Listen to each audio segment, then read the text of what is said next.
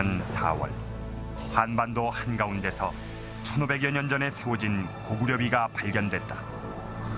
중원 고구려비가 그것이다. 고구려의 비밀을 간직한 살아있는 역사. 왜 고구려인들은 중원에 고구려비를 세운 것일까?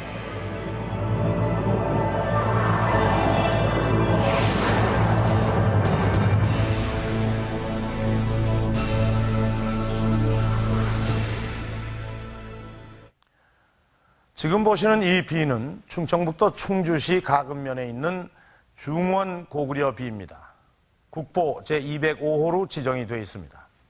아주 이 단단한 화강석으로 되어 있는데요. 이 높이는 어른 어깨 정도 높이, 그러니까 144cm 정도입니다. 발견 당시 이 비에 사람들의 관심이 집중된 이유는 이 비가 바로 고구려 비이기 때문입니다. 이 중원 고구려 비와 이 광개토대왕 비는 고구려 사람들이 직접 자신의 손으로 써서 남긴 역사입니다. 광개토대왕 비는 고구려의 수도였던 국내성, 그러니까 지금의 중국 지반에 있습니다. 그런데 이 중원 고구려 비는 우리나라의 한가운데인 중원, 지금의 충청북도 충주시에 있습니다. 이 중원은 고구려의 수도는 아니었습니다. 그런데 놀랍게도 이곳에서 고구려 비가 발견이 된 것입니다. 이 비를 한번 보십시오. 여기에는 고려태왕이라는 글자가 나옵니다. 흔히 문헌에 보면 고구려 국호를 고구려라고 부르기도 하고 또 고려라고 부른 것도 있습니다. 이 중원 고구려 비에는 고구려 사람들이 자신들의 나라 이름을 어떻게 불렀는지 알 수 있는 유일한 기록이 있습니다. 그것이 바로 이 고려라는 글자입니다. 그리고 이 태왕이라는 것은 이 광개토대왕 비에도 나오는데 클태 임금왕, 그러니까 왕 중에 왕이라는 뜻입니다. 고구려 사람들은 자신들의 왕을 태왕이라고 불렀습니다. 고구려 사람들은 이 나라 이름을 고려라 부르고 또 고구려 왕을 고려태왕이라고 불렀습니다. 이뿐만이 아닙니다. 여기에 자세히 보면은 하부, 전부대사자, 전부대형, 수사, 주부, 발사자. 이것은 모두 고구려의 관직 이름입니다.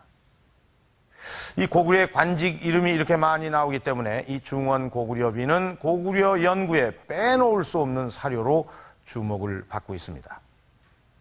그런데 문제는 이 중원 고구려비가 발견 당시부터 워낙 그 마모 상태가 심하기 때문에 그 글자를 다 읽을 수가 없었습니다. 그래서 발견된 이후에 학계에 일제히 주목을 받았지만 그 이후에 더 이상의 연구가 진척되질 않았습니다. 그런데 이 중원 고구려비가 발견되고 20여 년이 지난 최근에 이 고구려에 대한 관심이 일어나면서 이 비문을 해독하는 작업에 다시 들어갔습니다.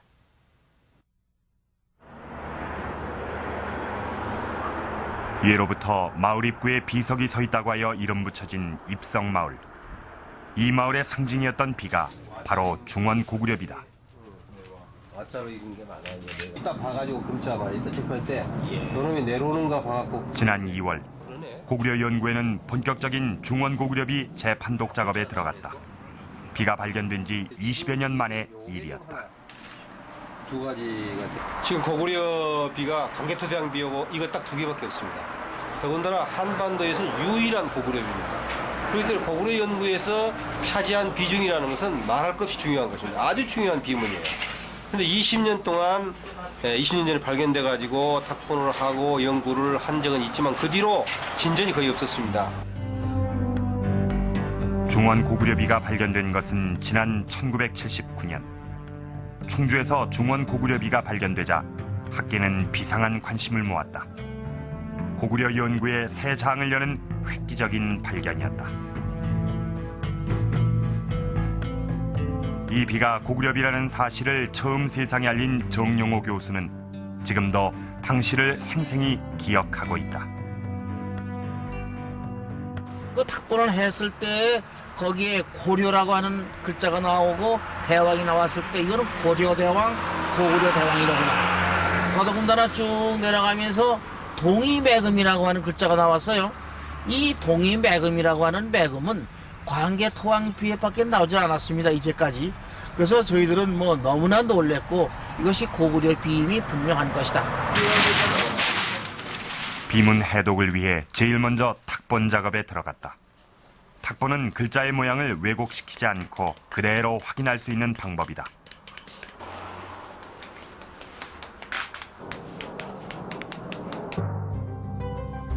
그러나 비문은 그동안 마모가 더 심해졌다. 발견 당시 최초 탁본보다 선명도가 크게 떨어졌다.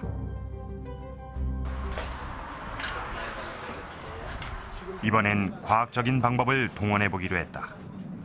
군사용으로 사용되는 적외선 촬영을 시도하기로 한 것이다. 비문 해독에 적외선 촬영을 한 것은 국내에서 처음 있는 일이었다.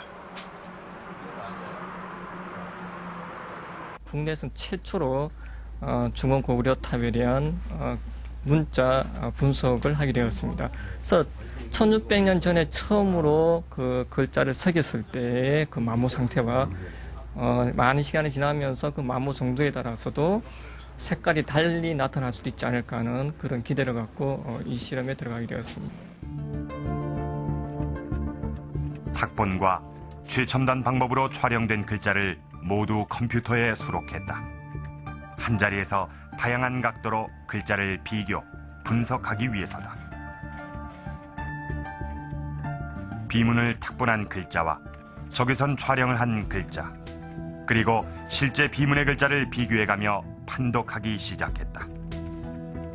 그 결과 지금까지 읽지 못했던 글자를 새롭게 읽게 됐다.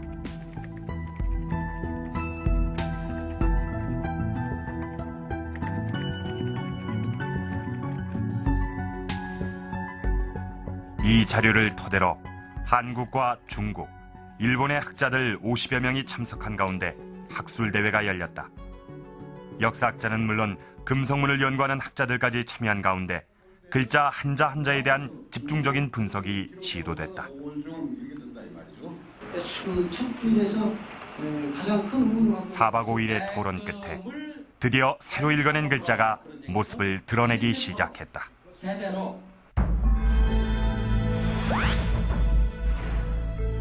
참석자 전원의 만장일치로 11자의 글자를 새롭게 읽어냈다. 20여 년 만에 발견이었다. 이번에 성문 과정에서 모두 23자를 완전히 새로운 글자를 읽어냈습니다. 이건 지금까지 아무도 못 읽어냈던 그런 글인데 그 가운데 11자는 모든 성문위원들이 동의했기 때문에 확실한 것이고 나머지 12자는 몇몇 사람들이 의문을 제기하기 때문에 가로 안에 넣습니다만 그러나 23자가 새로 발견됐다는 것은 200여 자 중에서 거의 10분의 1을 새로 읽어냈기 때문에 이 자체가 가장 큰 성과라고 볼 수 있습니다. 뿐만 아니라 사면 가운데 글자를 읽지 못했던 두 면에서 글자가 확인됐다. 글자가 발견됨으로써 이 비가 사면비라는 사실이 명백해진 것이다.